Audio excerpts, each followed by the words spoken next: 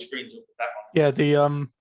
Yeah, The rules are kind of currently sort of more of a design tool. This isn't how it will look. These aren't how the rules will be in the final boxed game. It will be explained slower with visual aids and stuff. So yeah, but this is just the core skeleton of the. Are the these rules still set. the draft rules from last meeting, Hugh? yeah, Okay. yeah. So it's the same. Just trying to avoid people getting too sucked into like, well, this isn't going to work, right? Because it's not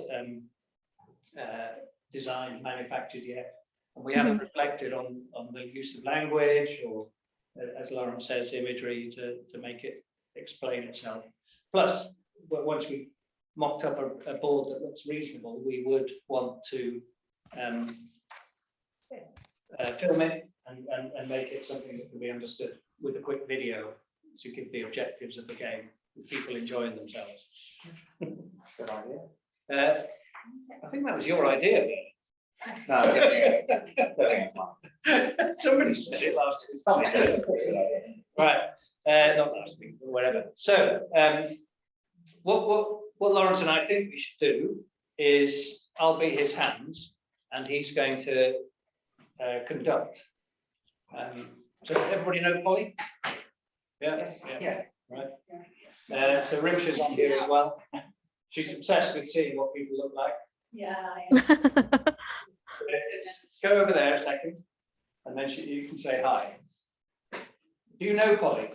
Yeah, she was in the last meeting. Bob your head down a bit. Right. Bit more. There we go. Fantastic. Hello again. The marble. I'd make you a cup of tea if you were here. And there's Oh, cake. it's all right. I don't drink tea, so it's all good. Not a problem. Good.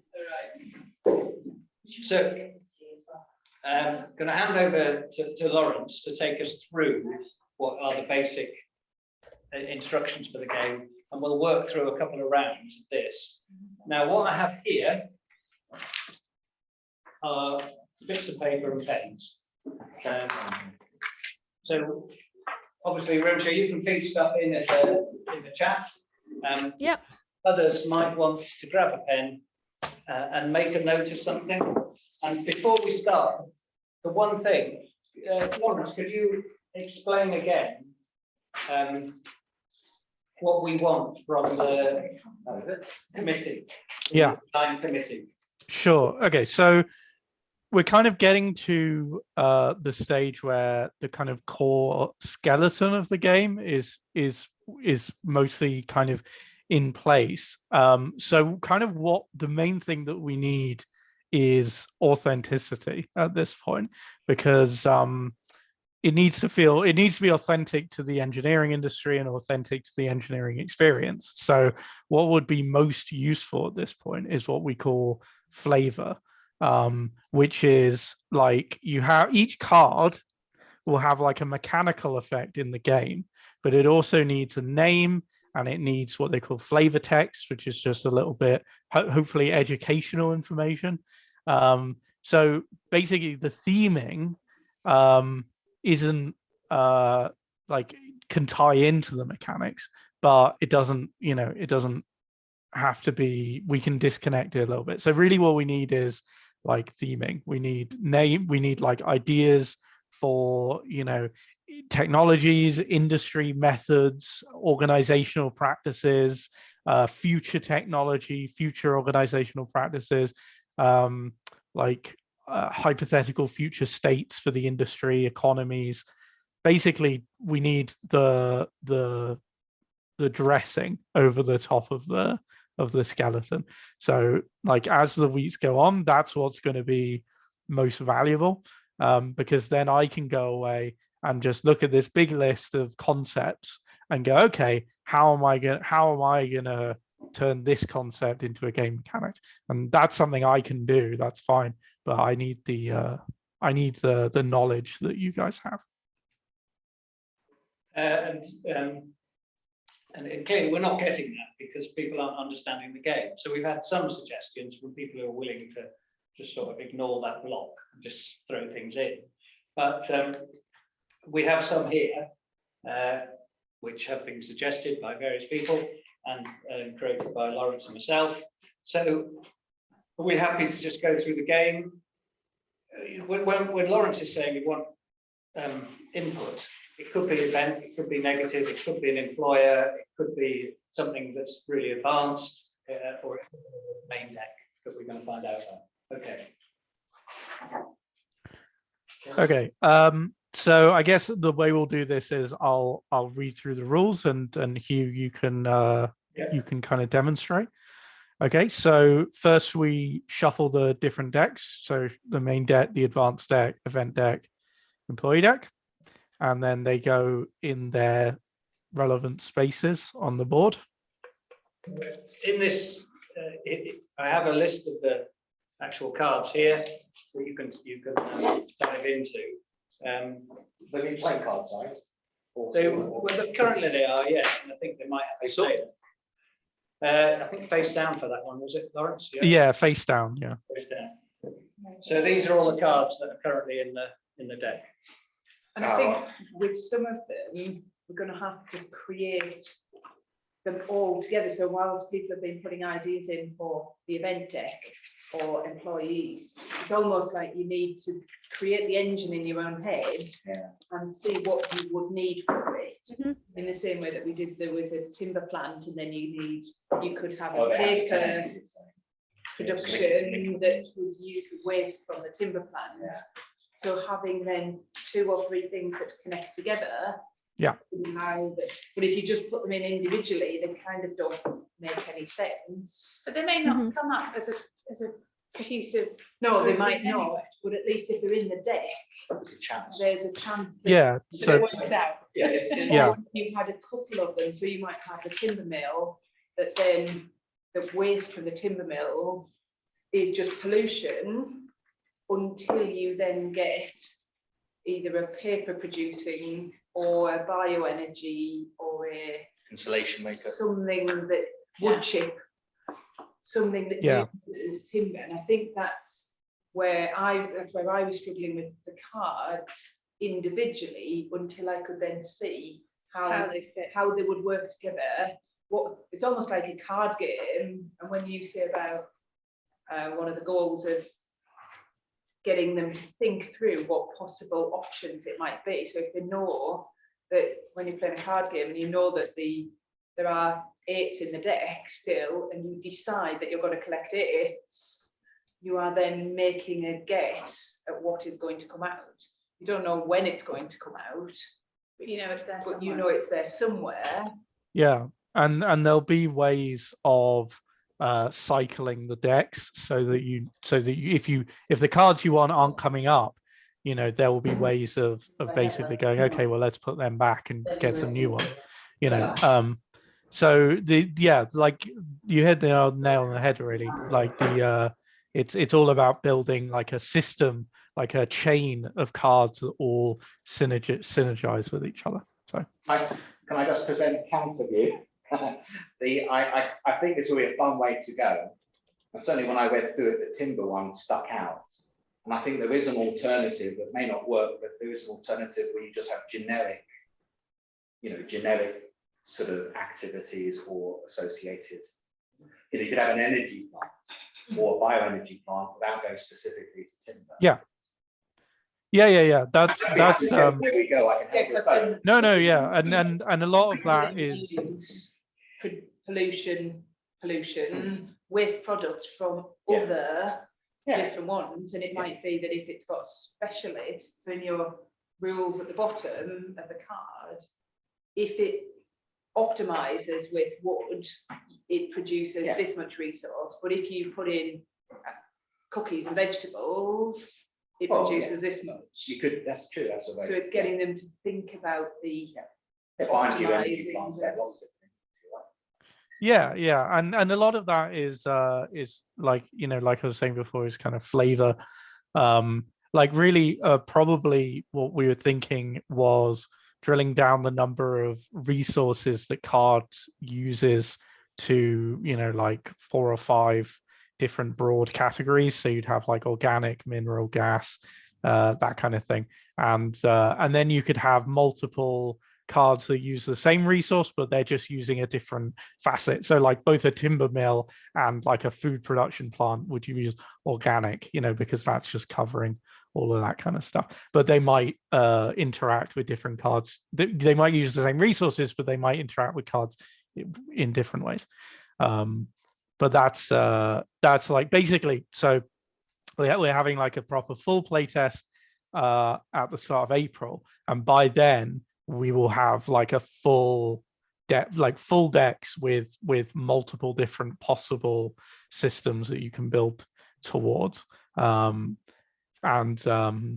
what I may do for that is kind of put a lot of the cards in place just mechanically, and then I can ask you guys what do you think would fit with, what theme would fit with this. Right. Anyway, so going on with just running through the game. So we've got the decks in place. So every player gets a business board. These ones? Yep. And then you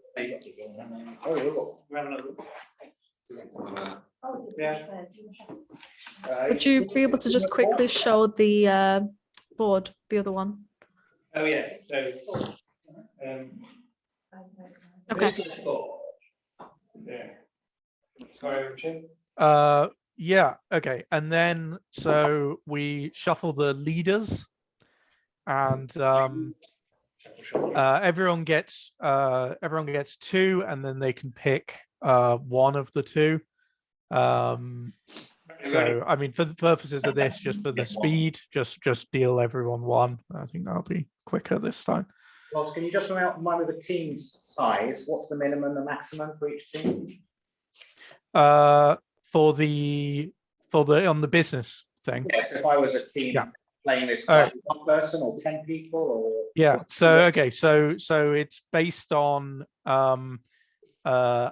So you have one person in each slot slot, and then depending on how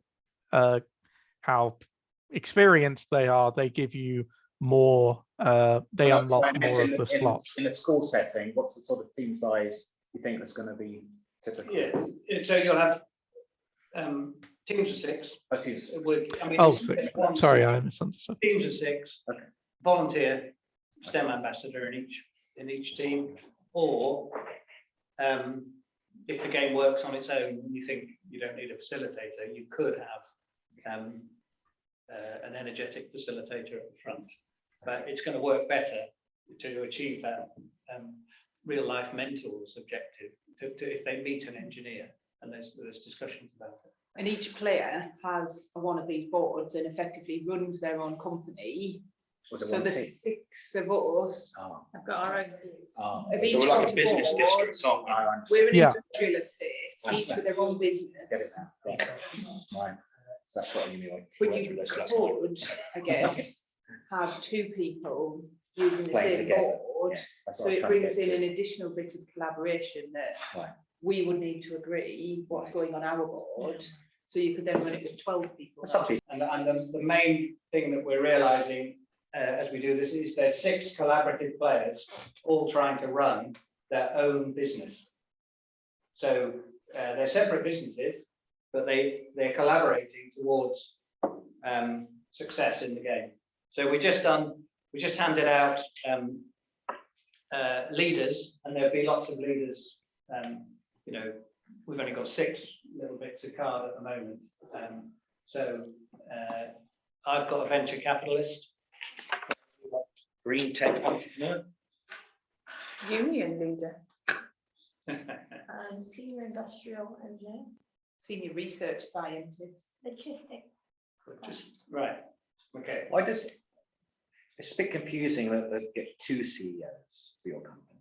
So Sorry, you get dealt 2, and then you pick one. one. We talked about it at the last one, because you might choose depending on the goal that's Right. been. So does the goal get set before you First. choose your CEO? Yes. Because I might make the choice differently depending on whether we're going. Yeah. So it's right now you pick the leader first, but that might be a better idea. Yes, to do the goals first, and then you can pick your CEOs. So, Because your union leader might be very useful depending on what. Whereas goal. I'm sitting here thinking. absolutely, yeah. No, I agree. Yeah. So I think I'll just put. Can't do anything without the staff. Unions don't just they Yes, they do. It's all about well-being. All about well-being.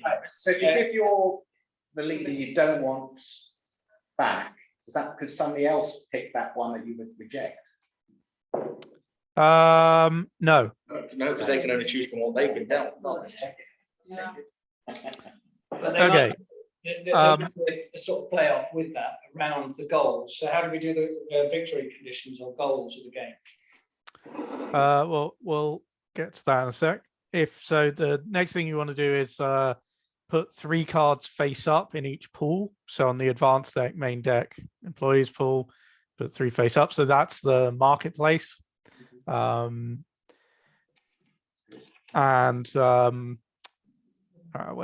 who done that?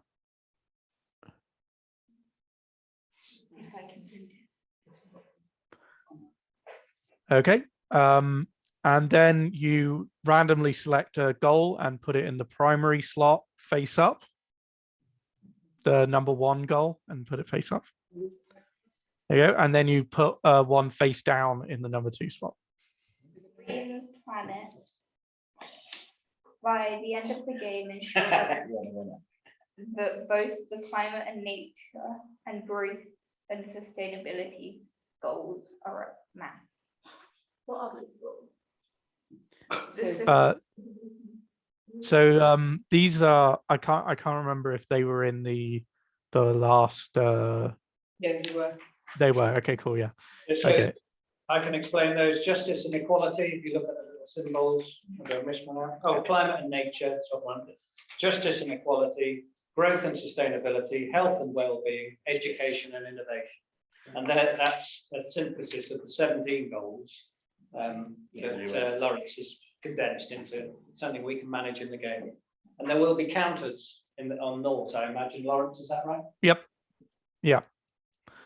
Okay, and right, so then when play starts, so it's divided into 6 rounds, and in each round everyone gets a turn. So we put the marker on round 1. Yep, there you go. And then at the start of the round, you draw cards from the event deck, which is equal to half the round value, half the what round it is rounded up. So in this case, it would be 1. So you would draw 1 event card and put it face up. 1 event card. No.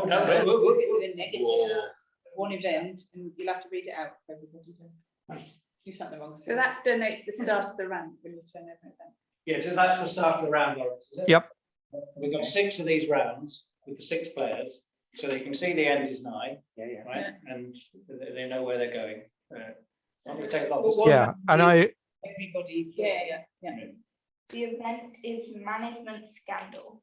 As long as this card is active, reduce the size of the employee marketplace by 1.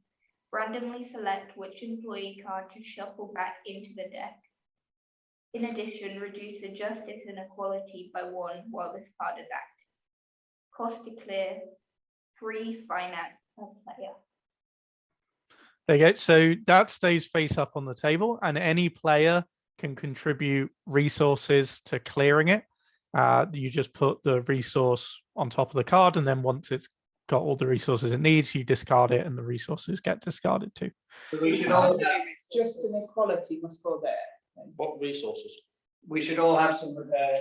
Well, the 2 primary resources are finance and research. So this one requires 3 finance. So players can put finance on it to get rid of it.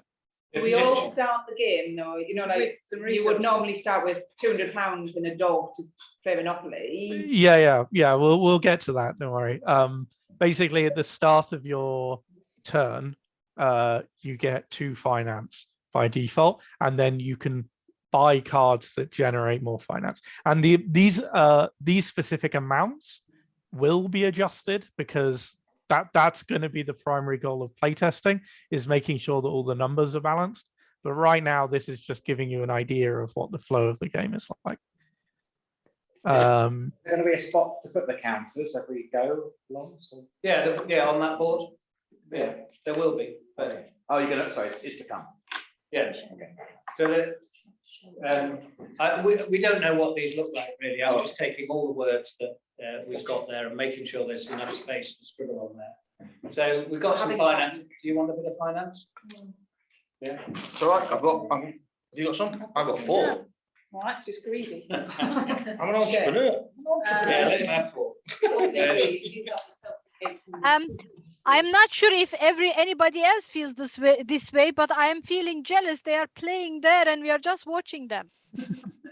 Yeah, that's why on the 8th. I think next time we have to be there all together. Yeah, definitely. It's not ideal.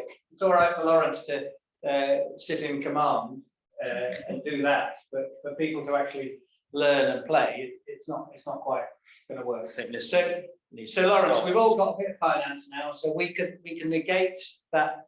Yeah, so we'll get to that.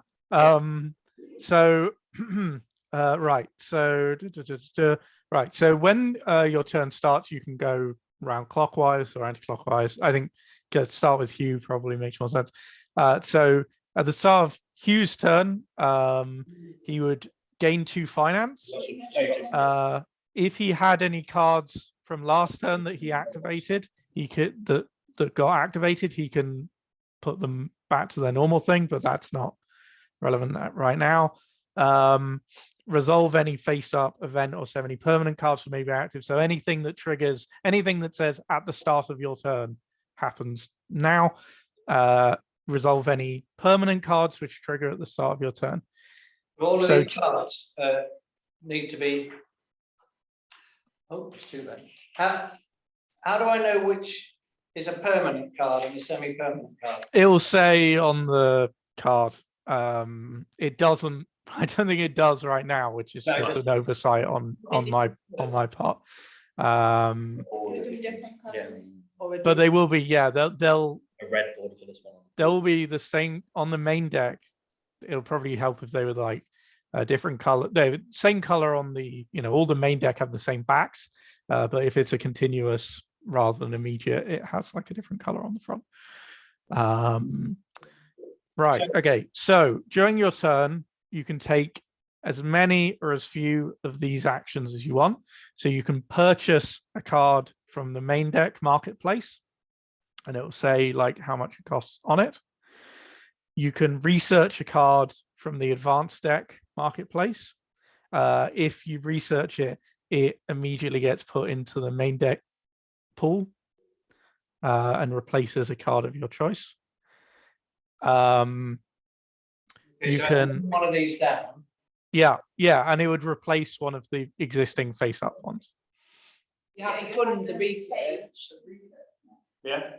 Would you do advanced deck straight from the first round? Probably not, because you can only get research from you don't get research passively each turn, so you have to actually build a system to create research. So you just wouldn't have any of the resource until like turn 2 or 3. So my turn is really, what am I doing? Reviewing everything here. Do I have to look through all of this? Yep. And you can hire an employee from the employee pool, and they just immediately get placed in the relevant slot. You can contribute towards clearing an event. You can offer to purchase a card from another player, or trade finance research with them. So you can trade, if they've got loads of research, you can trade 1-to-1 finance for research. If I've got 10 finance and you've got 10 research, we can swap. Basically. At the moment, we're using some random colored tokens. These are purple. So is finance going to be blue for the purpose of this, and research purple. Yep. Right, so let's do that. So we've got some research tokens and we've got finance tokens. So if I look at the event being drawn for my start point, Yeah. I need to do something with that first, do I? If you want, so you don't have to do it first. You can basically do, you have like a series of possible actions you can take, and you can do as many of them or as few of them as you like in any order. Right, I don't have to do everything. So, No. Lawrence, Mm. what I think is going to happen is everybody in their turn would then read the main deck and the employees Mhm. Yeah. with that, but is it therefore worth the first player, for instance, reading out what is in the main deck and what's in the employees pool? Yeah. And it might be that by the time it gets to me, the They're one I not there. wanted, they're not there, but in terms of time, and I'm thinking of a class, being in a classroom and you've got child number 5 sitting there going, read quicker. Yeah. Yeah, so you can start and think. Sure. I think that's a sort of logistical issue with, you know, when you're running the game like at an actual event, you can definitely institute things like that to make the game run smoother. I don't think that has to be like codified in the rules, but I think it's a good thing to take note of for as guidance for people who want to run it. Yeah, so Yeah, but I mean, once they've been read out, everybody's going to be aware of what's there, especially if there's some imagery on there. So this is Satish Kuran, professional financial advisor, cost per turn 2 finance. This is Sinan Deheng, expert project manager, cost per turn 3 finance. Special, reduce the cost per turn of another employee by 1 to a minimum of 1. Yeah. So at the moment there's not very many employees and stuff. Probably the way that the curve will go is that there'll be the most cheapest ones, and then there'll be slightly less medium ones and slightly less expensive ones. So there's like a curve, just like that. Yeah. Just so that the start of the game, you're not desperately struggling to hire anyone. So the main thing the employees give you is that they allow you to put down more cards on your business. So by default, you can only have 1 card in each slot, in each field. So if you want more than 1 for each field, you have to start hiring people. But so hiring an employee is probably something you do on like your second or third turn, I would imagine.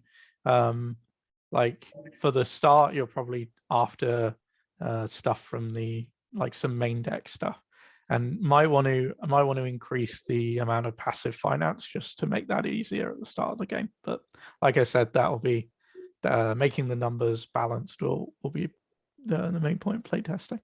I think that's probably worth putting in as one of the rules, that is on the third and on round 1, you can only choose from main deck. On round 2, you can choose from the main deck and employees pool. Round 3, you can go to all 3. So you're kind of then progressing the way that they understand the game and the choices that they have to make. Because if you give them everything to choose from all at once, then It's they're too just overwhelming. gonna get Yeah. confused. So it's too Hmm. much for me. Yeah. Yeah. And you've got a vague idea what's going on. Well, okay, I've got maybe a slightly more elegant solution to that. So you could have a rule where you can only hire an employee for a slot if you've already filled up for a field if you've already filled up the slots. So you can only hire an employee once you've got at least 1 main deck card in that slot Where are these slots? On the business board. So you've got 3 fields and then you've got slots. Yeah, I've got too many on here. We've discussed that. So, so if we get to my go, right? I'm not going to do public bailout. Forward planning, cost 5 research. Play immediately upon purchase. Increase the number of face-up cards in the main marketplace by 1. All right. This is an action I can take. Yeah, if you can pay the research costs. Okay, so I've got to have 5 research. And so would I then be looking to all my business colleagues for a bit of a loan? Are they Yeah, gonna- potentially. And like I said with the like I said with the curve of the thing in in the main deck, you'll have more lots of cards that are cheap, and medium amount of cards that are medium priced, and a small amount of cards that are expensive. So at the moment there's no curve because these are all just example, we've got a small pool of examples. But that in Magic the Gathering terms, it's called the mana curve. It's yeah. I was just getting the vibes of an MTG player. Yeah, yeah. So yeah, I preferably get that. That's why maybe assigning a specific thing to buy from is because there may be stuff that you can buy since the beginning, even in other slots. Yeah, that's not a bad idea. And another thing that might be a good idea is just as part of setup, giving people a main deck card that's from a limited pool, like a cheap, starter card, basically. That might be a good way to get things going. So I'm gonna just add that to my notes. Starter. What am I going to do? Can you give us an example of the kind of thing that would be in the main deck? Yeah, okay. So there are 3 different types of card in the main deck. There are continuous cards which get put onto your business board, and they either trigger, at the start of turn or start round, or you can activate them during your turn. And sometimes that activation might have a cost attached. So for instance, if you've got, pardon? Like houses in Monopoly. Not really. So it's more like so you have a continuous card. Let's use the wood, timber, paper mill example. Let's say you've got a paper mill and it says to activate, consume 2 organic counters, and then it will generate 2 finance. So, and then you can do that, and then when you activate it, you turn it on its side, and you can't activate it again until your next turn. So those will be continuous cards. Semi-permanents are cards that get activated. They work for everyone on the table, and they provide a temporary bonus to everyone on the table until they get discarded, usually at the end of your next turn. And immediate cards you have in your hand, and you can activate them at any time, including during someone else's turn.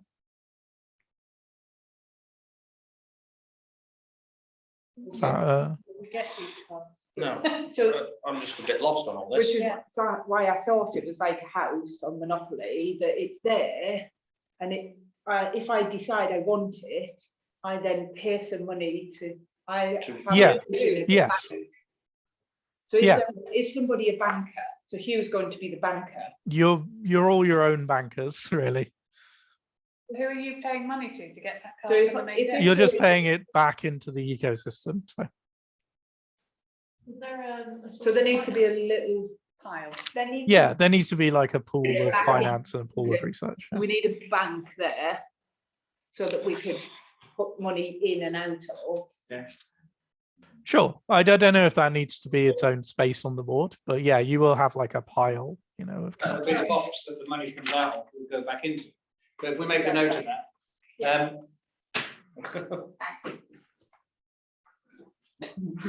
It's now official. It's It's a more like the question. economy though, isn't Yes, thank it? you. Bank. Yes, the economy. I It's think like you're putting money back into your own area, aren't you? Where we people need to think of the phrasing for that. But Yeah. Circular flow of income. we are trying to avoid it being a purely business game. We're trying to get people to think about it as collaborative. Oh, sorry, just to ask Rimsur's question.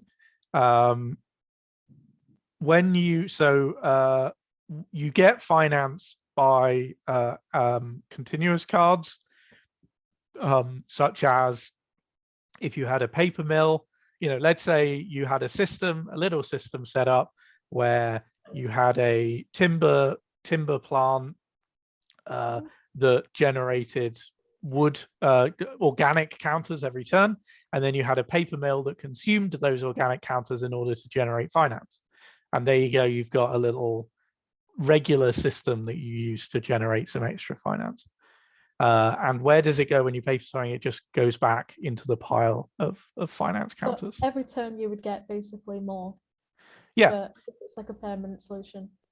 Yes, exactly. Yeah. So with like a continuous card, with your continuous cards, you're trying to build a little system to generate resources, and you might want to specialize in a particular direction. Like you might want to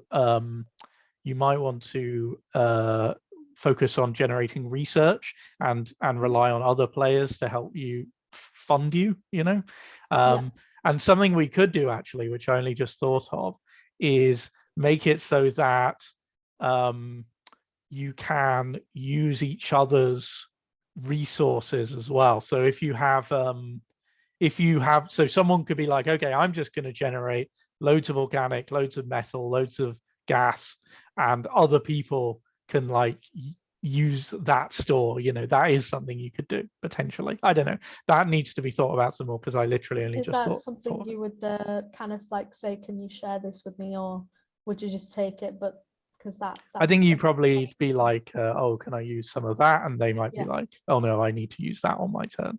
And one of the cards in the deck, whether it's the main deck or the event deck, could be that you then are able to share resources. So if I've yes. got the timber mill and Rona's got the paper mill, once that card is active, my waste is an input for her resource.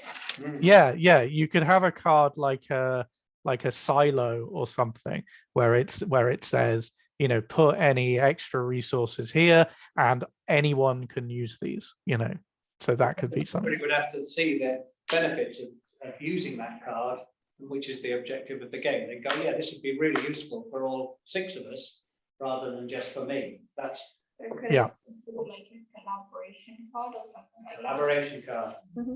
Yeah, absolutely. And like that, that could come under the like logistics banner of the business, like a intercompany collaborative contracts or something like that. Yeah, okay. So if I wanted to do something here, I'm going to have to put my resource tokens back into the resource box, right? Yes, yeah. No, it's just randomly. Nothing helps with the 3 will happen to come out. 6 research. I'm going to put 6 research back into the whatever it is here, right? Where does this go now? What does it say on it? Research. I'm guessing it goes on. So the research, you put that, once it's research, you put it in the main deck pool, like the market, and just replace one of the existing ones with it. That was in the main deck. Yeah.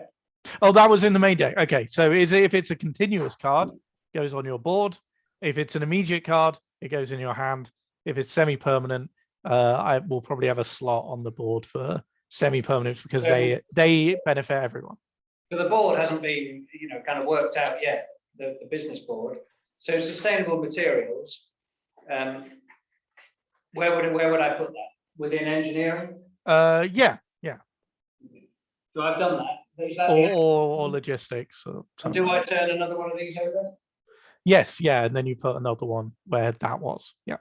Right. And So you can activate a lot smaller. So, but at the start of the game, we've only got 2 finance tokens each. Is that correct? Yes. So I think what I will do, having like looked at it all laid out, is a couple of things.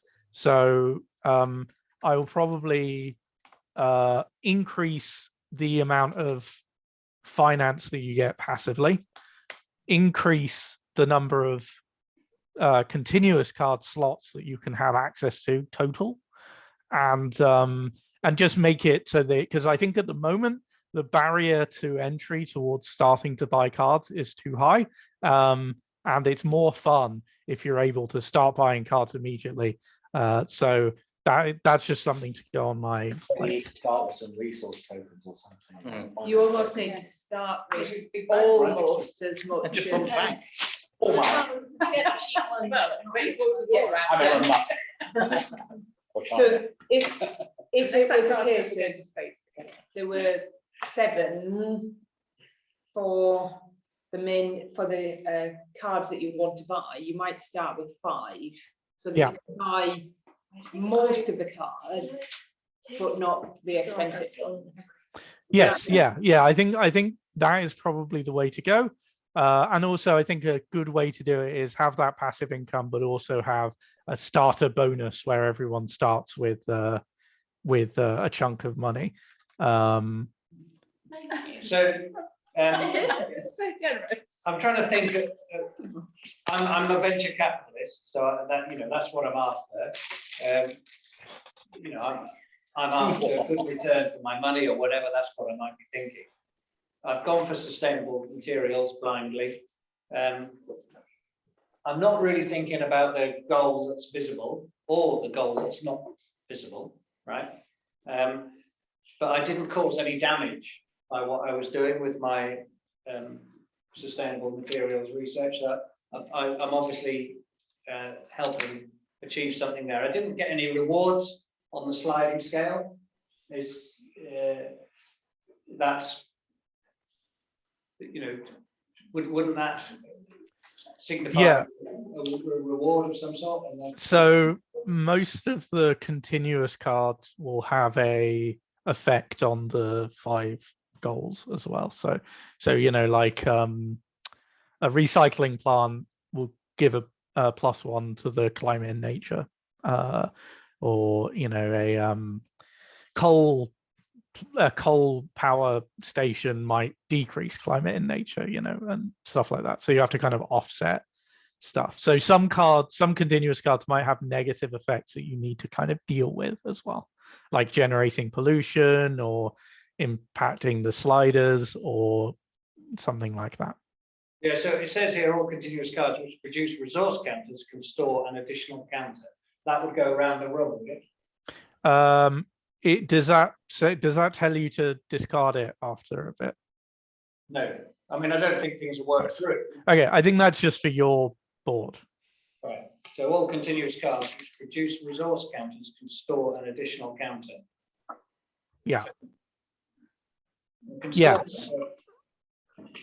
I didn't know there was a limit on storing these counters. So there probably will be, just to encourage players to keep the system moving, because otherwise you can. Okay, I'll give you an example. So again, we'll go back to the timber paper thing because it's a good example. So the timber one, if we didn't put a limit on how many resources the timber mill can generate, it would just sit there. You wouldn't be incentivized to like build something for it as much, because it would just keep generating them and you'd end up with this massive pile of them, and then you could be like, all right, let's use that for something later. But if you say, okay, this card can generate organic counters up to a maximum of 4, then it can go for that long, and then it can't go anymore because it can't generate anymore, and you need to start actually using them, and you can't just stockpile them. I would be storing my counters in relation to the cards. Yes. So there would be a space on the card that you just put it on top of it.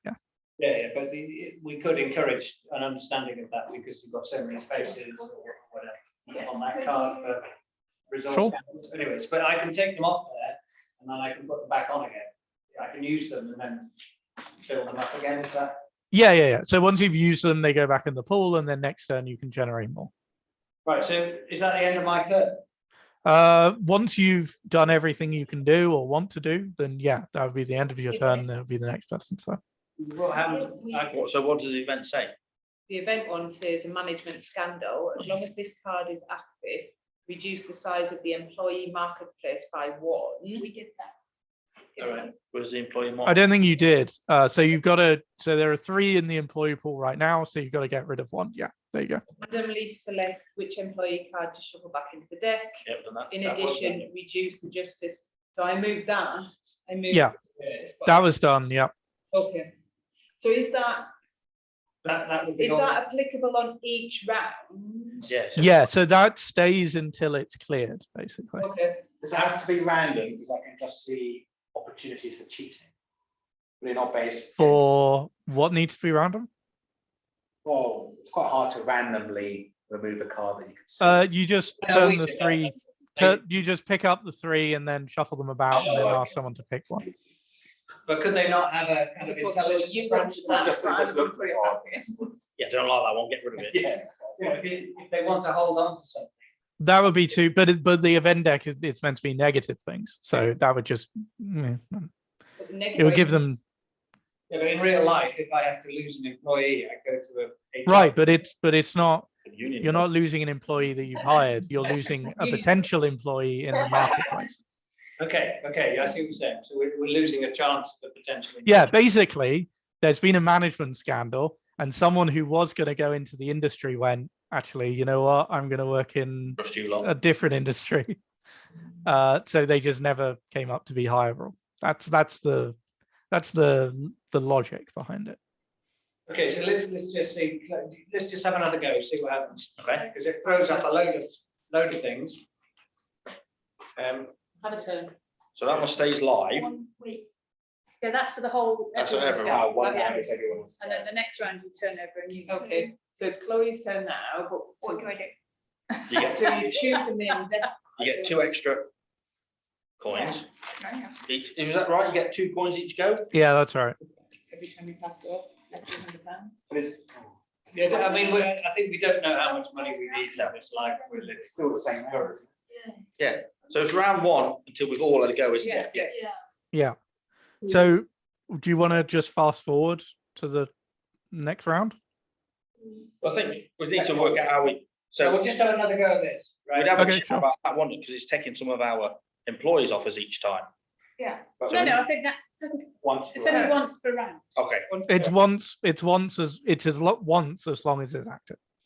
Does it go back into the deck once I finish my go then? No, not Which till- one? This card here. Not till. That stays active until it's cleared. Until it's paid off or. So, yeah, but, So you've got a load of money, you're clearing it off. so she's cleared it. Yeah. Oh, you nice. So then that would just be discarded and that's out of the game now. That can't come up again. That card's out of the game, so we can Be gone with it. be gone with it. Okay. Or we can put it- So do we then put a new event deck card down? You do at the start of next round. Next round. Okay. Right. Ah, So now you can look at any of these and act on any of these. So basically, each round, in rounds 1 and 2, you get 1 event card. In rounds 3 and 4, you get 2 event cards, and in rounds 5 and 6, you get 3. So if you don't clear them, they start adding up. We were confused by one. No, that's good. I mean, I sense there was quite a lot of understanding of what that meant for the structure of the game. But it That's doesn't need bad. to necessarily be one, and I think the collaborative bit is, it doesn't need to be one person Yeah, that pays I the didn't full have to 3. pay. Yeah. It could have been, right, we need to get, I'll put one so on by my the, go. yeah, not necessarily immediately, but now we're into the second round, as we've gone round, and it was about to get Hugh's turn again, and we were going to have to reduce it by 1 and pay more again. We would then say, As a team. as a team, we might say, We need to get rid of that. let's get rid of it, pay off the scandal. Yeah, good point. Hey, off the scandal. Sounds like a Tory government. Media training. Yeah, it sounds, yeah, that's right. Yeah, so we're still in this first round. We're just going to try another one with Chloe, see what happens to us. Hmm. So would we, as a team then, talk to her about what we think would be better to get us to that goal? Yeah, But then surely she's got to be considering her own goals as well. But she hasn't got any personal goals, has she? Well, she do not want to start off But with no, doing. isn't that what we're supposed to be doing? so Developing we individual companies that work cohesively. But it says Yeah, I it think we says, should have a it's a personal lead. collaboration game, so It I is, thought- but you're. Yeah, that's so- what so you're sorry, talking can I- about if I happened just- with somebody else's business. See what Yeah. Lauren says. See what- Yeah, sorry. so the idea is that your leaders are already going to funnel you towards a particular style, because each leader has a specialization. They've got like a special role that they're particularly good at. So that's you're going to want to build a business that plays to those strengths. Like if you're playing a research scientist, you're going to want to build a research company because that's what they're best at, you know. And then the main goals that's like a soft goal. Like if we distinguish between soft goals and hard goals are what you need to achieve in order to win the game, like concretely. And soft goals are things you need to be true to help that hard goal happen, you know. So your soft goal is to build a successful business that is like optimized to your specialization, and your hard goal is to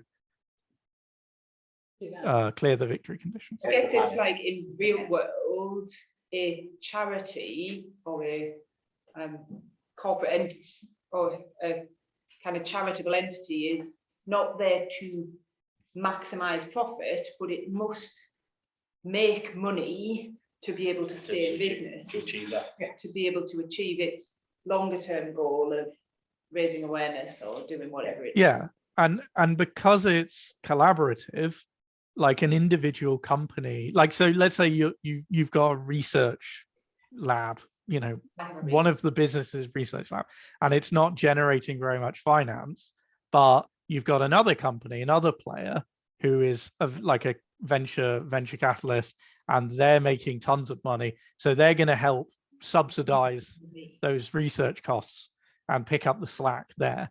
So collectively you need to be sort of generating all these resources, but individually you're going to specialize. It really means like once you've got your whatever these are called, CEOs, leaders.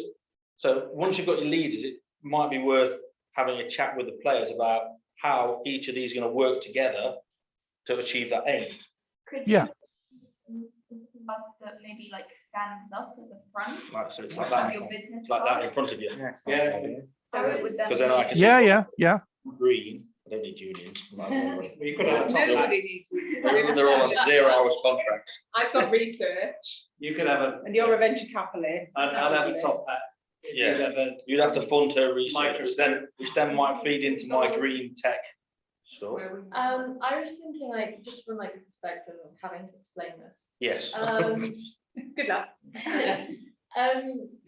With the idea of having like your own personal goals, because the one thing I think I'm getting overwhelmed with here is it's a lot of tokens, and obviously but it's actually understanding, I guess, why you want to make your own decisions, not just like one token will pay off this. Is there a way of, like, with the counters and getting your finance, you could pick your CEO and then do a business pitch about what your goals are and you want money? And so say there's like a certain amount of tokens to get, I don't know what the number is, but you can just have like a bracket. It's not a huge difference. You go, this is my company, this is my CEO, and this is what I want to do with it. And then I guess as a step back, you go, okay, I'll give you 9 tokens to buy what you want for it, as kind of a way of understanding what you want to do before you start thinking about The whole The game. whole big picture. Yeah, so we need to have what the victory condition is, and then you need to think individually how your 6 different clusters are going to support the aim. And that in itself gives them, as a group of students, individually, they are having to think about, so what is a research scientist? And if they're not sure, they've That's got where the STEM ambassador. Excuse me, STEM ambassador, Can you tell me what a research scientist is? I'd be like that. No. Or a chemical engineer or a. Yeah, so it's like once you've set it up to start, then you need a time before you start playing it to chat about how these all link together and how it can help you to help that. But The only worry I have is about having personal goals. If you give this game to a bunch of 13 to 17-year-old boys and they've got their own aim, they're not going to care about that aim. That's the learning curve, isn't it? If they don't reach that. Yeah, level. Yeah, and I think sorry, Sundar, you want to say something? Yes, I just wanted to jump in. I apologize, I couldn't catch the person who suggested this, the name of the person. But do you mean like the business and lean canvas? Because we can have the lean canvas and business canvas. There are loads of prototypes at the moment, so it's like a sheet that you fill down the boxes.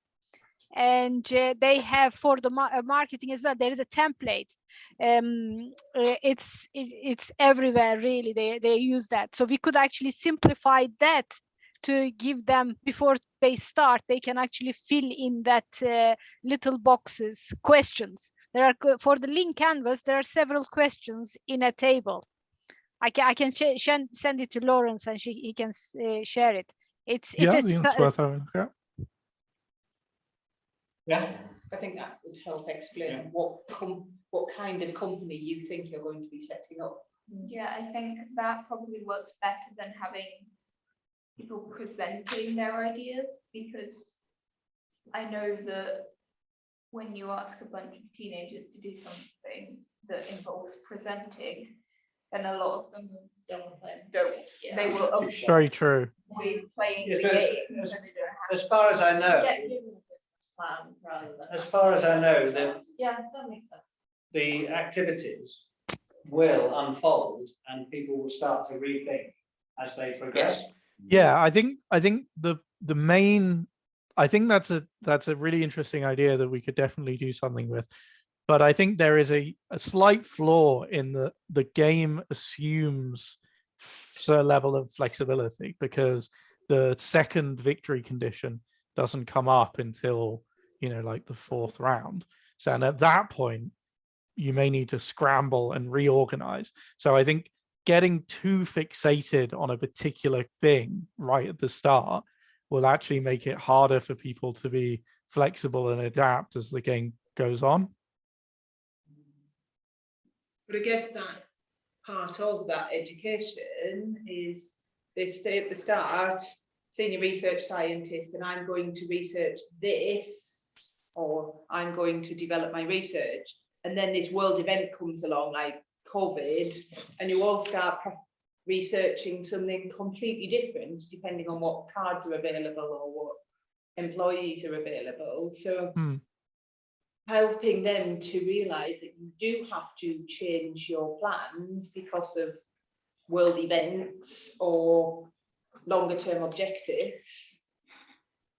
Yeah, I think that's part of the game itself, is engineers adapt things to be able to achieve objectives, as opposed to just the engineers that just stick with their original plan usually go bust. Yeah, so yeah. game No, is I think about being able to pivot and be resilient, and it's about creating a different construction other than a successful business. So we definitely don't want anybody hacking into the idea of like, my business is best, right? Yeah. Oh, that's not clear. So to your point, if we had a definition of what that was and what they wanted to achieve, would that answer your concerns? Well, yeah, I guess in a way, I'm a senior industrial engineer. That could be a few different things. Would you want something definite rather than having to come up with it yourself in the game? Yeah, I just feel like I have a vague understanding what this is. I feel like most people would have no clue about what the possibilities even are. And what they need to build. Yeah, so if they have like an idea of what they want to build, it doesn't have to be. Was that what Lawrence was talking about at the start, the flavor text? Is that what that's going to be? Yeah. So the flavor text, as it says, blank on mine, that'll be what that is like. It's about how they link together, isn't it? Yeah. no, that's a very good point, because that is an excellent point, because the first time players will not know what's in the main deck when they start playing. So that is definitely something that needs to be thought about. And I think that's probably why we've all used the example of the timber mill and the paper Because mill. that's the only one we Because know. we can Yeah, understand but we all it. understand that we- one. It's quite we easy to follow, realise isn't it? Yeah. I tell you what might work is, so to use to use an example from another game, which was briefly mentioned before, the card game Magic the Gathering codifies cards in different colors, and those different colors have different play styles. So red is very fast and aggressive, and blue is very controlling and slow, and black is like sort of resilient and thing, that kind of thing. So what you could have would just be a little icon in the corner that designates that it's a particular part of a particular set, and that these sets work well. These cards from this set synergize well together. So you could have, like, I don't know, 4 or 5 sets, and they work well together. Just is a possibility. Will the players know what's in the decks? So that's the problem, right? That's the problem I'm getting at, is like probably not, because it's unlikely that every single player is going to go through the whole deck and read every card before the game. But if you do divide the cards into different sets, then you're at least signaling to the players that these cards work well together. So would the main deck display show that? So it would be like a little icon in the corner of the card. So like, let's say there was an icon in the corner that indicated that it was part of the manufacturing set. So all of these cards work well together. And then there's another card where it's like, oh, this one's the power set, so this one's about generating power or something like that, or a little research symbol to say these cards are good at research, just so that when a player sees a card come out, they're not like, well, I don't know if this card is actually going to work with the cards I already have. I don't know if there's going to be any future cards that work with this card. But if it's got a set, if it's got like a little designated set, then they at least know that it might be useful. It might synergize with the card that will come up. So they're almost the industry sector. Yeah, that would be across sectors. So you might have like an engineering one and finance one and a logistics one, and they're all part of the research set, because that's I would suggest, my suggestion would be looking at the leaders, if not on the card, then in the manual, it explains what they're good at and what they want. Yeah. Can I suggest one thing for this? Please. Keeping like the same example you're citing, in Magic the Gathering, there's also like double-sided cards. So you can have in the front face, you can have the CEO name and flavor text, and on the background you can have a very simplified model of the business canvas that Dr. Sindus was citing. So in the front, you have what this person is, what it does, and on the back, his business is about this, the clients are about this. No, that's an excellent idea. I send it to you, Lawrence. Thank you. The idea that I thought, so you can actually share with everyone. I didn't know, I don't have your email to send it to you as an email, but I send it on Zoom to you directly. Yeah, I got it. If you want to share, you can share with others. Yeah, no, it's you can have also like the I don't know, like the angles of the cards, just like color coded, and just have specific. It's the actually, other. what I'm going to do now is collect all the little red hearts. Yeah. There's a red heart. So all I'm going to do now is just look for the ones that match mine, and that's a completely different game. Well, no, because you do still need to think about still need to think about what the card actually does, and whether it will actually work with what you're building, because you can't possibly get all of the red cards, and all of the red cards aren't necessarily going to work with all of the other red cards, but they might be part of a similar play style or a similar end result, you know. Maybe to make things Also, you don't also like interesting, you could have like one card that like could suit multiple Yeah. Yeah. areas, so they have to manage who gets what basically. Yes. So if a card is like good for, I don't know, I'm spitting color here, yellow and purple. one icon on a card. Yeah. Yeah. And I think maybe the icons could link back to the like goals that you board, because also maybe that goal, so getting a recycling plant might have manufacturing, but it also might have the like climate one, because it then affects the slider of that. No, that's a good idea. That's a good idea. Yeah. Must do anything for justice and inequality. Yeah, Yeah, so so it we would would have make that sure on that they would help. not It also help. brings, also, I think if you've got little pictures what help them, it's going to open it up to the lower ability kids who are going to want to use this, as opposed to all the high flying kids. At the minute, I'm doing this from a teacher's point of view. If this came out, I reckon 50% of my learners would not engage with this at all, because it's too wordy, it's too complicated for them. Whereas if they had on the card a little leaf symbol, scales, so they know it affects that, it brings the more lower ability into the game as well. Yeah, no, that makes sense.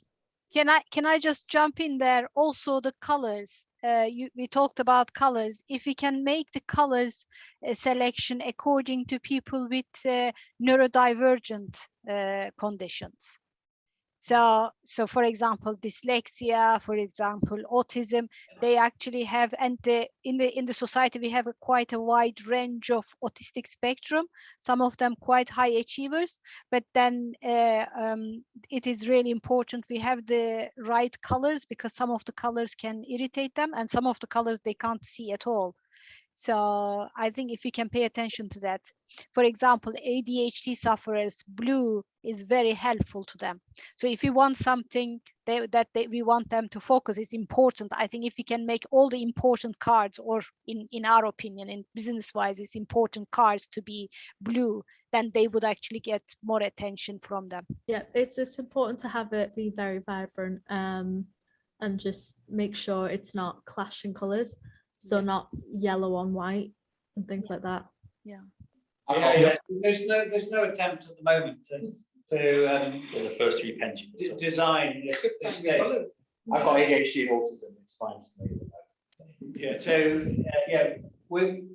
once we've got the thing actually functioning, we would like to then dissect it again to make it work for everyone. Yeah, like I think visual design is like that'll come after playtesting. You know, once the actual game is set in stone and everything, all of the numbers are right, the game is fun, then we can, okay, like let's get it looking nice. I think that's when that will come in. Yes. That works. Yeah, the words are here, so we get Yeah, until you get pictures to, they know the words, pictures and all. So Rimsha's just asking, this is way back, finance calls, specify how to get finance and where does it go? Oh, I answered that. You Yeah. got that? Right. Yeah. So there's a question here, how long are we expecting gameplay to take? I would think 2 or 3 hours, probably 2 hours maybe. So you're looking at, yeah, but STEM events usually an afternoon or a day, isn't it? So you're going to like either a morning or an afternoon slot for this. Yeah, no, but if you're going to do it as a STEM club, Oh, interesting. because there was. Well, what we could do is have a quick rule set, which is like a simpler version of the rules that can be done in like an hour. The shorter version, because if you've got a club, then So what age do kids go to a club at 15? Do you go to a STEM club? STEM clubs are still. Yeah. I think per school slightly different. Yeah. In a normal school, it's key stage 3, key stage 4 and 5 don't go near the STEM club. Your school's an exception. How long does STEM club last? Hour at most.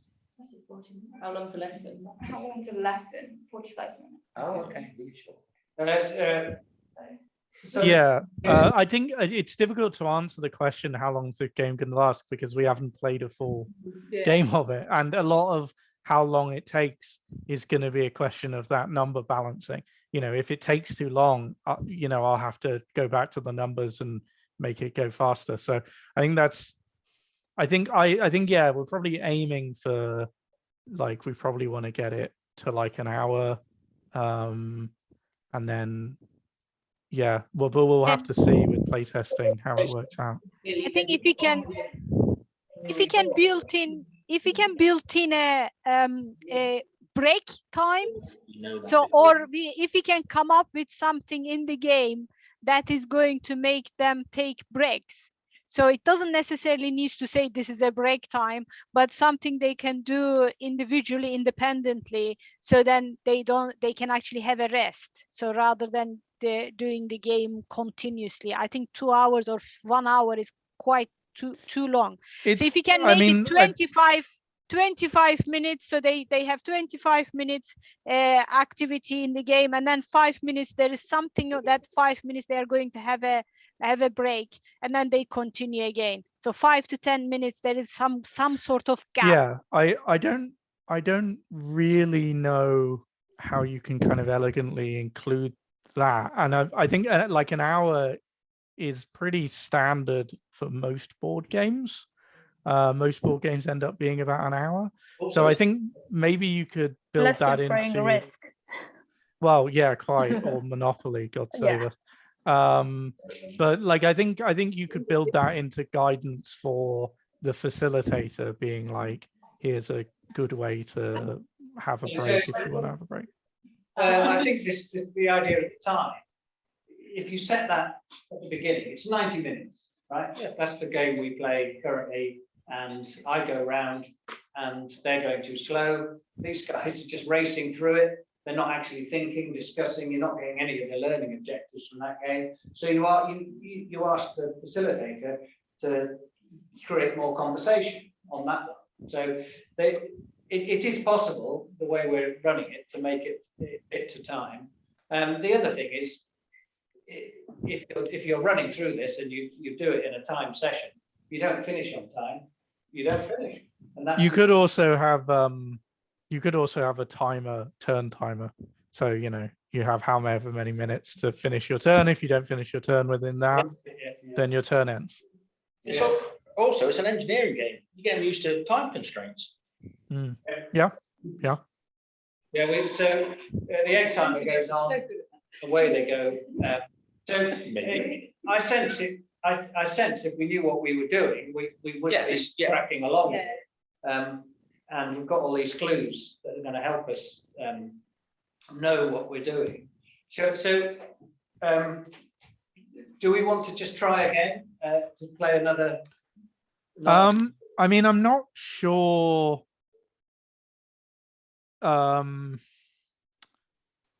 Yeah, I mean so basically, but yeah, I mean, each round you get more events coming up and more opportunities to buy and activate continuous cards.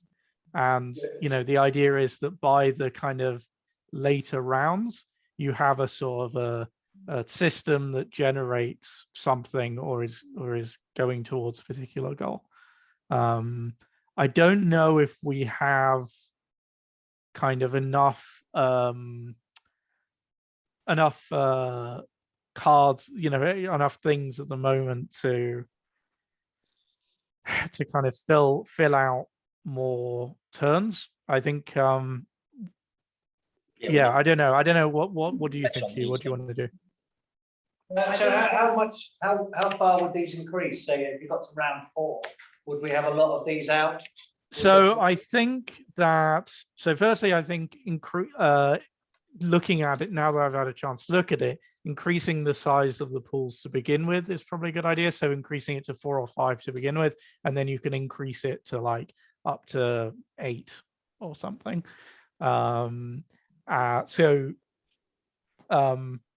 So that kind of increases your options each turn. So you're not just you're picking from a larger pool as you go on. in the event, if you turn it over in the event deck, will say you need 6 cards in the main deck and 6 cards in the employees pool as one of the actions in the event deck. Probably not, because it's too random number dependent. Like because in order to increase the size of the pools, you need specific cards. Then it's I think that would just be a bit too difficult to actually have happen. You know, it's too unpredictable. So I don't think so for that one. So on where it says round indicator, could you put underneath it that in round 1 you need this many cards, in round 2? Absolutely, yeah. And that's a lot of games. A lot of games do that, where on the like just under the turn indicator, they'll have a little icon or something that tells you how many of whatever you're doing. So yeah. This is obviously, I started looking at it a few days ago. As a concept for most of the courses I teach, this is a brilliant game. It just needs more information, whether this is on the cards or in the handbook the facilitator would have. I think it's going to take some explaining before you play it with them. But yeah, I think it's brilliant. That's fantastic to hear. Thank you. You're a maths teacher, is that right? No, I'm an engineer and business teacher. Okay. For math, I do maths. I do a bit of everything. Yeah. Okay, she's doing the whole thing. Anyway, let's stick to this. So if we were to set this up as if we were on round 4, what would that do? Okay, so let's say you're on round 4. Everyone's got like 2 to 3 continuous cards on their like 2 to 3 continuous cards in each sector of their business board. So you've got like, you know, 6, 7, 8, whatever cards on your business board. I've shuffled these now. I don't know which are continuous and which are. Yeah, no, that was my bad. That was our collective bad, you and me, for sharing the blame for not putting that on there. But yeah, so you have cards on your board. Each turns will probably take longer as you go on, just because you have more actions to deal with. So if we are doing a time limit for turns, it'll probably have to be enough to facilitate the amount of time needed on the latter turns. Yeah. And yeah, you'll probably have more events coming up, and more cards in each marketplace, in each pool. And you've probably researched some of the advanced cards as well. Yeah, everyone's probably got 2 to 3 employees. Yeah. Prioritize, isn't it? When your turn comes around, you start by looking at how we can help the collective in the green. Do I focus on how I'm going to improve my business to support that, or do I go through the cards that there and do some research? It's prioritizing how you're going to run it. Yeah, and I think that's up to you to a certain extent, you know, and that's part of the thing. And I also think something I was going to say earlier that I think is really important is games shouldn't play themselves. If you can't lose a game because you made bad decisions, it's not really a very good game. But the important thing is that losing a game also is educational. So like what we really want, we don't necessarily want a situation where every single group of teams who play this wins the game.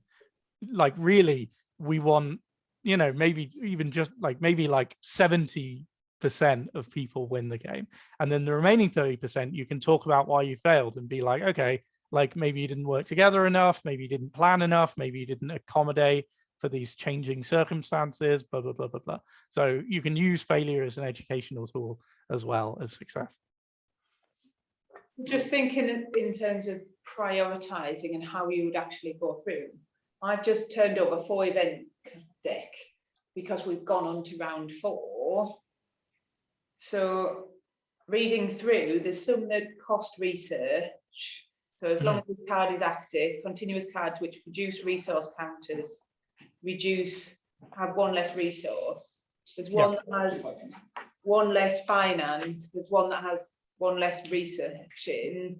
So I think that getting them to work together at the start of each round, so our event cards that are out at this round are A, B, C, D. So as a group, which one of these are we going to get rid of? Who's going to fund which side, which bit of it? I've got extra research, I'll get rid of that one, you put some finance in, so that you've then kind of dealt with them for each round, which will also get them talking, so that they can then at each time it's their own individual turn, are focusing on this side because they've already been dealt with. Yeah, I think that will occur as like a natural emergent element of play, because like a lot of the kind of stuff that we're talking about in terms of that kind of collaboration and stuff, sure, you can put a rule in the game that says you'll need to collaborate and talk to each other, or you could just make a game where if you don't collaborate and talk to each other, you lose. And then if you lose, you can say, well, you didn't collaborate and talk to each other. And that is also like a learning experience. Like, I think it's more elegant from a design perspective to have a set of mechanics that incentivizes certain behavior over just telling the players to behave in a certain way. But for guidance for STEM ambassadors, I would get really grumpy if I got to the end of a really frenetic session to then think, we should have done it like this, or somebody But that's the presentation. If you've got guidance to the STEM ambassadors, that is a separate book. You know, Yes. You've got a sheet that is guidance to them. That says first time round, just let them see if they work it out. And it's one of those, does a natural leader come out? Do they work it out themselves as terms of how they're going to do it? And if they don't, by round 2 or 3, I have to suggest to them this. So that's, I think you would need a separate guidance sheet. Thanks, Val. Facilitation session. Sorry, Val's heading off. Thank you, Val. Yeah, thanks a lot, Val. Have to go. Yeah. Sorry. Bye. No, I agree completely. I think having like a separate booklet that is guidance for the facilitator is really important. Absolutely. Can I interrupt just for a second to say we've got half an hour left to make sure that we're doing all the things that we wanted to achieve in the meeting? I'm not sure. Yes, no, we are. We're getting there. So by the 8th of April, we're going to be play testing it. So it's going to get torn to shreds. It's going to be praised. Yeah. Yes, we'll bring you along. I can see it fitting in, because engineering now, they have to do green stuff. They have to do communication. They have to do teamwork. So it fits into a lot of those different subjects they're doing at level 2, 3, and 4 engineering. Yeah, so we're looking at having that, not in a complete state, but ready for people to sort of try and tackle. Yeah, like it. So to use like a game development phraseology, we want it to be feature complete. I'm sure this is engineering term as well. We want it to be feature complete for the playtest, so it's not necessarily going to look lovely, and all of the flavor isn't going to be in there, but the skeleton, the game, the decks are going to be there and ready to be playtested. So and then from there, after playtesting, I'll have to look at it and go, okay, was it too fast? Was it too slow? What worked? What didn't work? What was fun? What wasn't fun? And then I can adjust things from there. Is it worth us thinking through some engines that might be able to set up? Yeah, absolutely, and going back to that timber paper. Yeah. Mods that would need to be in to make that happen. Yes. And it's quite difficult when you're then sitting at home thinking, what might they be? But is it worth us? Yeah. So don't worry too much about the mechanics of the cards, because I can just come up with that. What I want to know is that, society is built from systems and systems of production, systems of social interaction. So I'm not an engineer. I don't know about the engineering industry. I need authentic engineering profession cycles, what interacts with what production processes are, you know, that's what I need really. Like, because if you come to me and say, okay, Lawrence, well, in my industry, you know, the business starts with this resource production, and then it moves towards these factories, and then it moves towards us, and then we do this, and then it moves towards this. And I'm like, great, I can think of some mechanics to fit that real world system, if that makes sense. Yeah. So, am I correct to think, Lawrence, that you want us to provide you with the processes? Yeah. So I need Would that help if it was a flow chart or what? If you can, absolutely, absolutely. If you can come up with a template, that's what you would like us to put in, so then we can go into that. I mean, that I apologize. I keep sending you this Excel sheet. That So makes the sense. Excel sheet I send it to you. This is the concept I send you. So if you want us to fill in, if you can put questions in an Excel sheet and then send it to us, and then we just fill those gaps according to our industry. Yeah, no, that's a great idea. I think, Hugh, we can probably talk about how exactly that's going to be done in another chat at some point, probably. We can send that out. So we'll send out this to everyone, and there's about 40 people registered to take part. So we sometimes get an idea back from somebody, but I think it's all been quite impenetrable for them unless they've delved into it. Yeah, and we've gone through this until you've actually seen how they link together. Yeah, That's right. Yeah. You have no idea. We were trying last night at home, like, I don't know how that card fits into this game. Well, I didn't even realise that continuous cards and immediate cards were the same thing, as in they were in the same part They're in of the the main same deck, deck, but not from reading this over. No. I thought, well, what Yeah. are they for? yeah, well, the rules, you know, aren't in a fit state to at the moment. They're not. They are not written up in a way that is best optimized for teaching people who don't know the game yet, and that's just something that will, you know, that I'll be working on for the playtest as well, like a proper rule set with visual aids and like full explanation, so you know what's going on. But I think that, like, with most board games, you can't really get a feel for how their mechanics flow until you actually start playing, you know. So I think that's always going to happen to a certain extent, but definitely, yeah, the rules are going to need like a. Now the main deck cards, and this might be when you send it out to people to help them understand it. Are the main deck cards machinery, plant?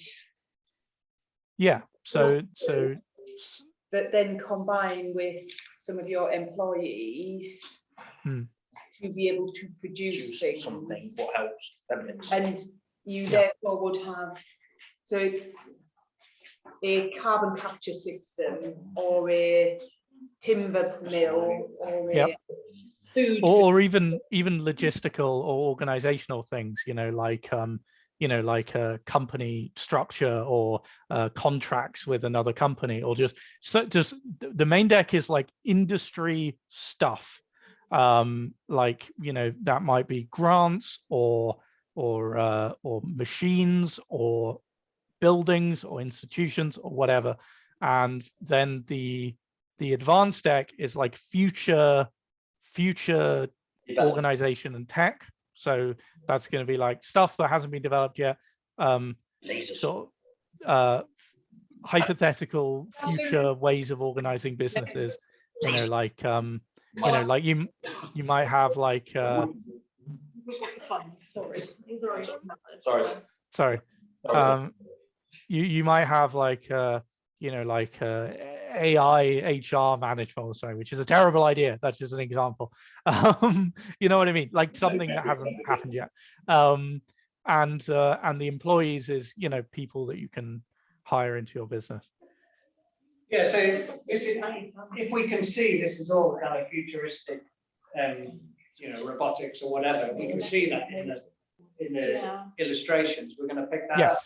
And we can see the difference between an apprentice, 16-year-old in the face of the card, and we can see the difference between a highly accomplished project manager who's 20 years into their career. We can work that out from the imagery, and then we can help them.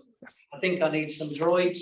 We'll get these young people in, 16-year-olds, they can go and retrofit all the houses in Bristol. Yeah, that's the sort of thing that maybe would see shaking the head. Absolutely. This is the sort of future we want to discuss. We need somebody who wants to do that. It needs to change the way it's being done. So, one question, just in terms of complexity, is there a reason that you put names on here, like people's names? Just flavor.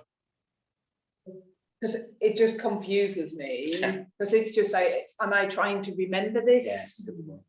And no, it's just flavor.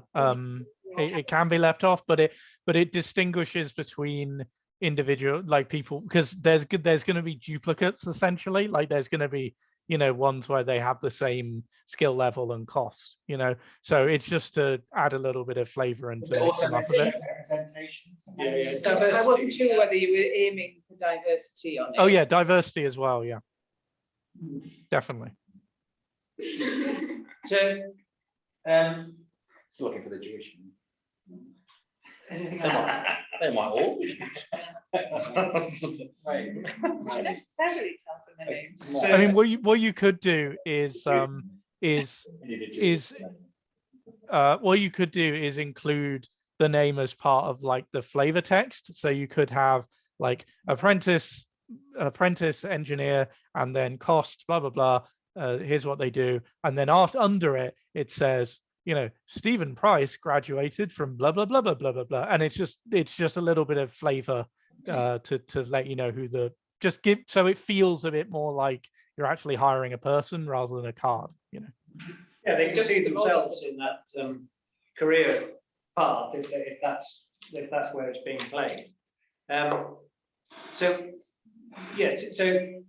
what happens towards the end of the game is that there's the second victory stage. Yes. So in like turn 4, you would start round 4. You would show the secondary one, and that one is going to usually say like, these two things can't be below a certain amount. So if you've spent the whole game maximizing 2 of them, and it turns out that that you've minimized 2 others, that you actually need to be above a certain amount in order to like have a full victory. So it's a mid-game scramble with new information.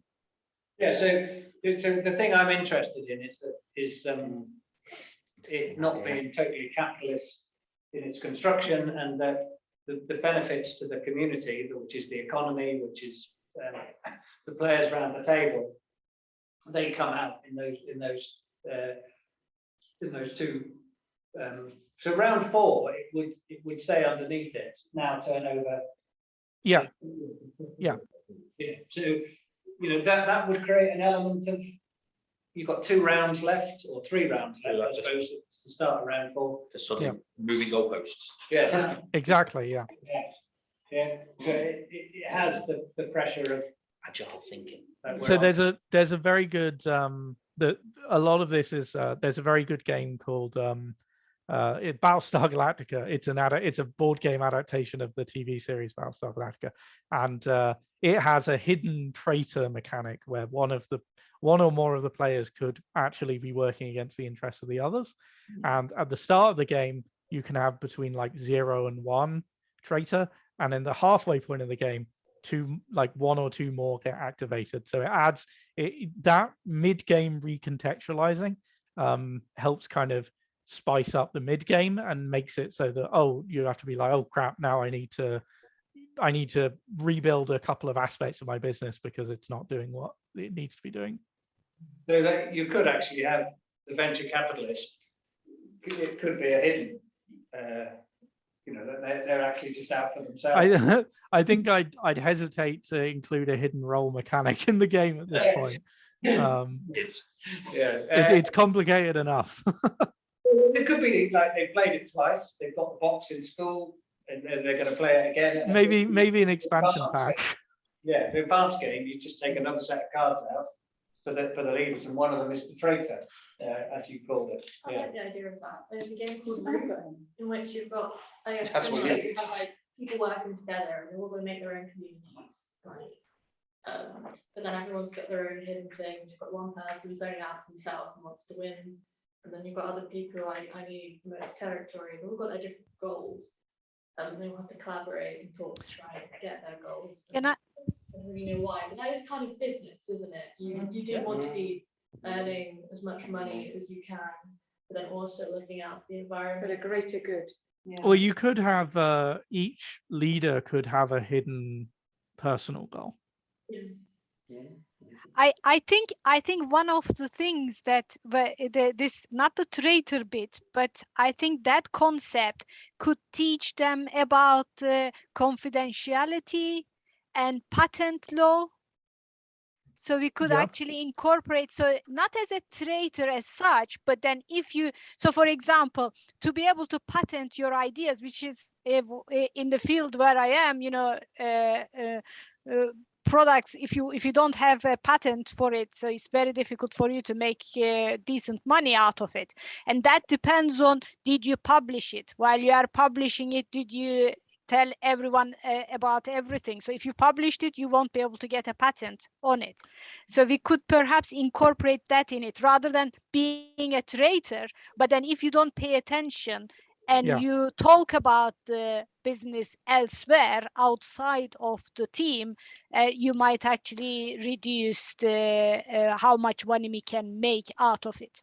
Well, we were talking earlier about the idea of having, you know, double-sided leader cards with sort of business info and play style info on the back.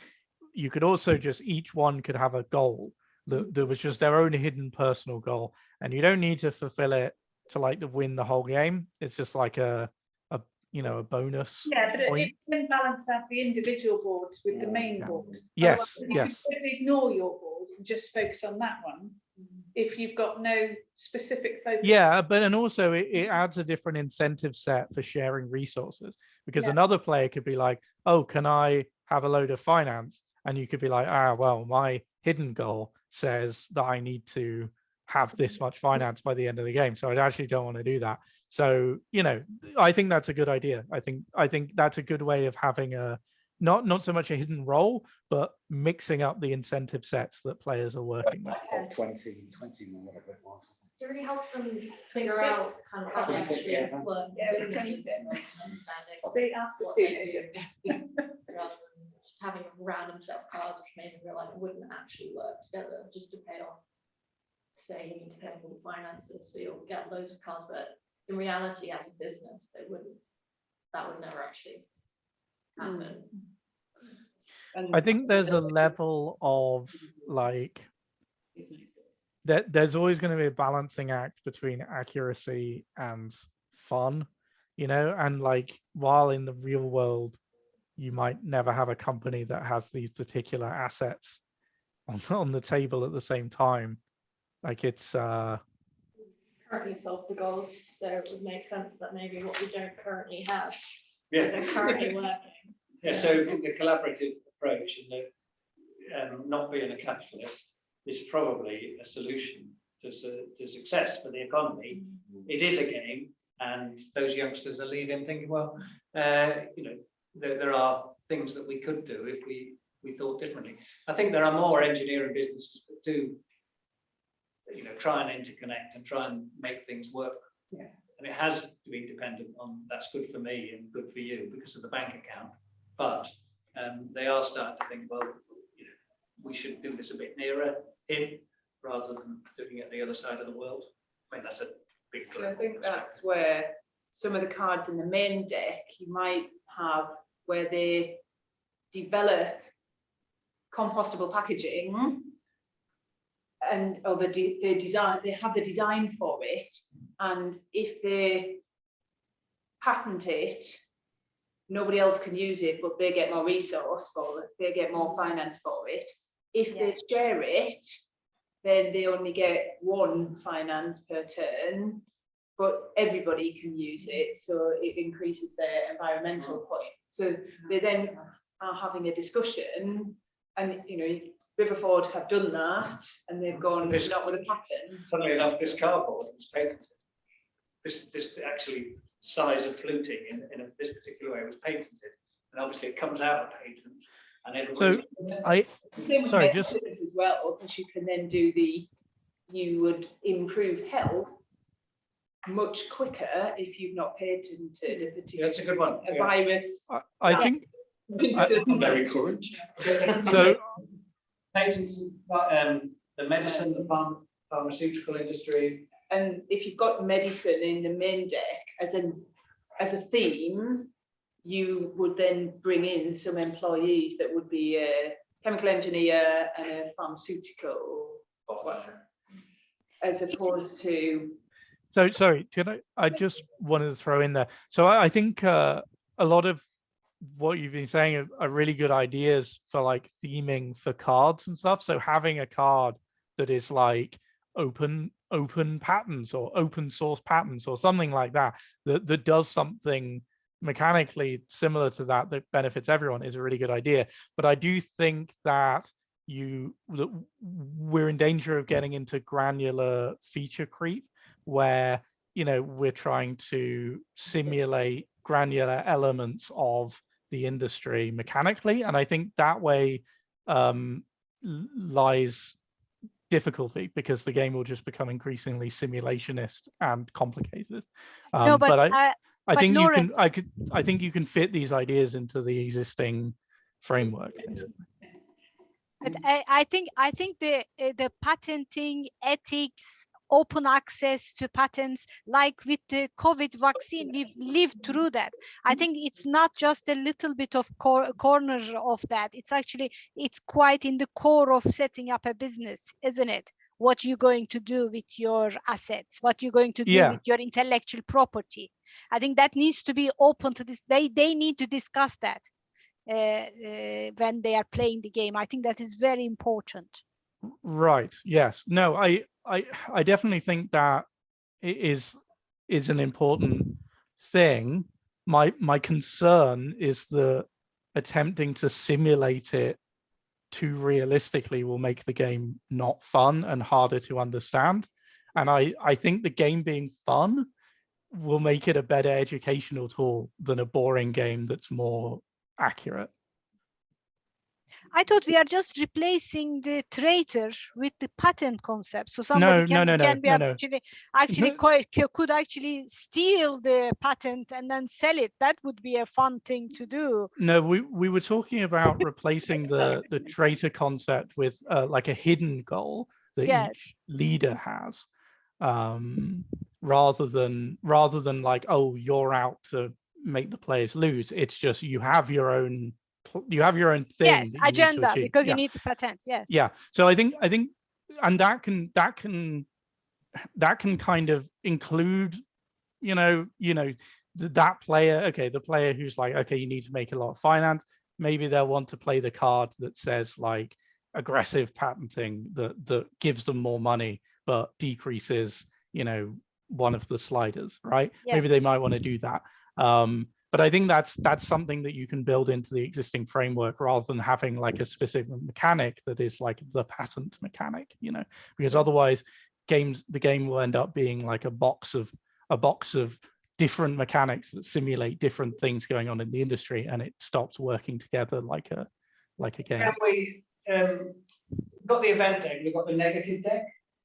And when is the negative? Right. Yeah. So some of the continuous cards and some of the event cards might put some of the negative cards into the main deck, and then when those are drawn, bad things will happen. So, for instance, you might have like a coal plant, a coal power station and it says every time you activate this card, put a pollution card in the main deck, and then when you draw the pollution card, it might say reduce climate and nature by 1, and blah blah blah, something like that. The pollution card would be in the event deck, and it would come into the event deck would tell it to move it. And then the event deck might say every turn this card is active, put a pollution card in the main deck.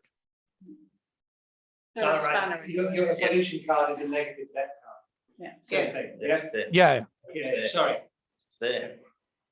And you might want to have on positive ones or generic ones and then negative ones, so that the negative ones are kept separately. Well, I don't think so, because part of the idea of the negative cards is they take up a space in the marketplace that could be taken up by a good card. So it's an extra incentive to get rid of them because you want to increase your possible options. So how many, we can talk about it in detail, but you've already said I've probably got 6. We don't need these. We've 6 too many, do you think? Yeah, I think probably 4 or 5 to begin with, and then you have, let's say, 3 or 4 extra ones that you can unlock as the game goes on. Okay. So we talk So about, let's say 3 extra ones. So 4 and 3 would probably make sense. okay. But So on to your the next negative one, steps how does it between- start it with? I wasn't sure. So cost 3 finance or 3 research. But how do we then, There on your event deck. how do we It's not. get rid of it? So somebody just pays that money and So does it then go, so 3 goes into the You're economy throwing and money at the we, problem. Can I just spend ask money as it goes to ask the that next question? There's one simple question, because Lawrence, we put pollution as a negative deck, out Yeah. of the negative deck into the main deck. Mm. But how do we get rid of that pollution? So I think that would just be to pay its cost. So you pay its cost, and then you can put it back in the negative deck. Sorry, what do you like? Oh, thank you, Rimsha. It's only these ones that you actually Yeah. have to solve. No worries. I'll see you guys in the next session. Bye, guys. Thank you. Bye. We lost everyone online apart from Lawrence now. No, No, because I'm just aware of that with time, and I think probably what we need to do, and we might carry on a little bit afterwards if people want to, but it's that next step between now and the next meeting. And you said earlier that there were 40 people who signed up to this, and in order to create the diversity, maybe what we need to do is to set a task for everyone to create one scenario. Is that something that would work? And And somehow. I think it's if how it we is could the compile that. spreadsheet or the chart that makes it obvious what we're asking for. Because if you haven't sat here and gone through this, it's hard to understand what it is you're looking for. But a flow chart would be useful. And then whoever's looking at it can go, oh, well, we could do this. This is what I do, and this is how it relates to me. Yeah, Given it absolutely. in the middle example. Yeah. Or Relate this to your job, put Yeah. something in each of these Yeah, boxes. so ideally, I mean, we could get up to 40 different things then, but, and again, so that everyone has some sort of input in that, is that feasible, viable, how are we going to gather the information? That's the crucial bit. Yeah. And then share it. How many does Lawrence want? Does he want 40 Yeah. just suddenly Yeah, arriving at yeah. it? Yeah, but they might not all be viable. Yeah. that's So right. don't worry, Lawrence will edit. Yeah, I think I'm perfectly open for people to suggest mechanical things, like mechanics for the game on the cards, but I'm not necessarily going to use them as is or even at all. But Yeah. it's still good to hear what people have ideas for, So can we make a spreadsheet which needs populating? Yeah, I think that's probably the next step. Yeah. So something on. We have to do that across March. So we'll do that as soon as we can. We'll discuss how, and then we'll get it out to everyone. And we need to get it back in time to mock up. Well, we're probably going to have enough people will turn up at the next, because they've got so much more warning about it. That we'll probably have enough to set up 2 tables with players. And you're coming down.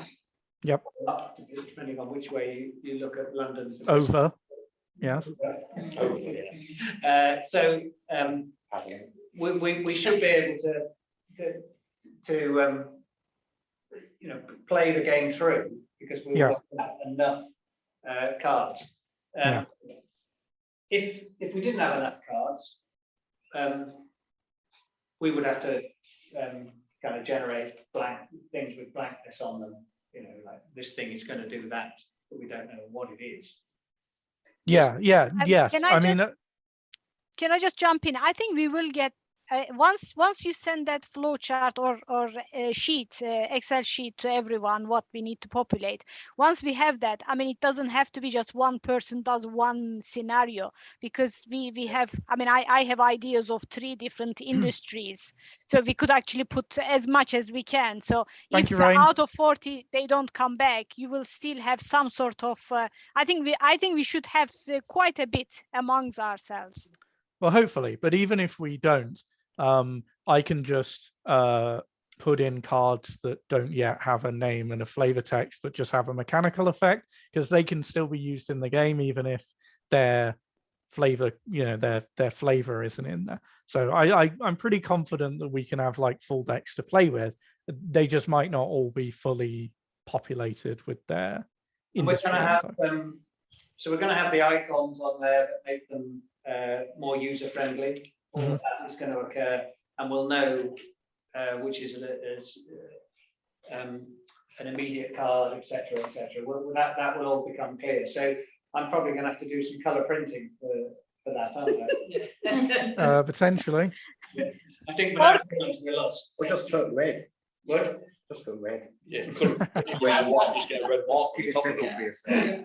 I think even just having a C, I, and P, or whatever it is for immediate. So that's the work that we're going to do before the 8th of April. Anybody got any sort of closing points? Your points are very good. They were like Positive enthusiastic. points. Positive points are nice. Engineering across to young kids, that's why. And if there's a game that can do it and link into all the different units, then I'm all in favour of it. My question is if you have a STEM ambassador with them, would they actually interact with them? Yes. I feel like would the kids react to the STEM ambassador the way you want them to? Yeah, they usually do. I feel like you have to. Yeah. To have the background. Yeah, because they're not actually happening. they're not the normal They're teacher very either. generic. It tends to work, but it does take some effort. So there's an icebreaker. There's also a movie where, I can see now that the group that got it wrong, and they're all sort of fessing up to being capitalist, selfish. They didn't understand it. You can see this game unfolding in front of them with some larger than life characters, which they're people presidents for themselves watching. Oh, that's what we're going to do, and they grasp the game. That's what I would be good at. Whereas Lawrence is obviously the guy that's good at this and is sorting that out. So how they interact is partly because they volunteer. They want to do that, and that's what you do. I've never had a problem going into a school. But there are engineers that rock up. You have experience where that's the case. I think there are some kids that you go into schools and they just, you won't get them, whatever. Yeah, and you will always. And you'd hope that if you had a team of 6 then they wouldn't all be like that. Well, having like even just with groups of people that you get together to play board games, like board games are very interesting little social interaction bubbles, because you always get, the person who kind of takes up their position as leader, the person who decides on this, and then you get like a couple, 1 or 2 people don't really say very much and engage with the game on like a basic level, but blah, blah, blah. So I guess that's expected with any board game. I guess the facilitator is there to try and draw people in who might not. In terms of it like lasting for 90 minutes, that's what we're aiming for. There has to be a variety of things happening to keep all of the people entertained and interested. And even if it's a research book that somebody wants to look into or can find the answer to, there has to be a variety of what you would call learning styles to make it work. And at the end, they've got to be able to present out. So they want to tell us how they did. It's not just on scores, it's kind of like how they did that. And there needs to be a sort of 2-minute presentation from the teams to bring the whole event together. So making comparisons. And it's almost like we want to extract it and put it onto, you can't see there's a flip chart behind here holding them. So you'd stick that up there, they'd be able to put things from here up there to prove their point. It's that sort of thing that you'd want to happen. Well, we're over time now, so. We are over time, yeah. By Yeah. 4 minutes precisely. So we'll convene this week, Lauren, shall we? You and I? Yes. Available? Yeah, good. And something that will come out. You can watch yourselves on the film again. And within that film, there'll be another film made. You can watch that film of the film of the film. Yeah, so it could go on and on. But that's what's going to occur. So thank you very much for coming. If you've got any points on the bits of paper, they'll be collated. Can I just ask if when is the next meeting? 8th of April. 8. Okay, so we don't have anything between now then. Just individual correspondence. So the things will come out, all right. they'll come back. So I'll be collating it. Lawrence and I will be looking at it. So, but the 8th of April. You're in London, is that right? I am in London. Yes, I'm in London. Lawrence is in London, so you. I know we need to come. I thought that the online would be okay, but no, I am jealous. You are eating something. You are touching the cards. I want to be there. If you come on the train to Bristol, it'll be right at. We'll do it at Engine Shed, which is at the station. So you don't have to go far. That's brilliant. Okay. Thank you. Bye bye. See you guys. Are you all right, Lawrence? Any closing statements? Thanks for coming. Thanks for the feedback. I really appreciate it. Definitely got a lot of things to think about from a design perspective. So yeah, brilliant. That's good. Thanks, Lawrence. Speak to you soon. Bye bye.